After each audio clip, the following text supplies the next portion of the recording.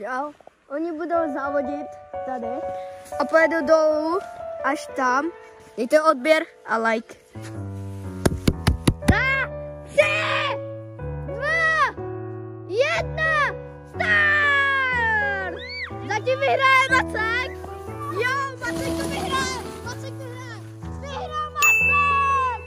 Wow! Adam prohrál. Tady to je poslední zápas a doufám, kdo vyhraje. OK, a jak to bude remíza, tak dohodneme, kdo bude vyhrát, jo?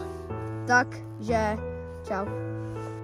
Hej, za 3, 2, 1, teď! Vyhrál Macek, 1, vyhrál Macek. Čujte lidi, takže už je konec, už jsme tma a vyhrál jsem já nakonec 2-1, takže zítra bude pokračování. Čau.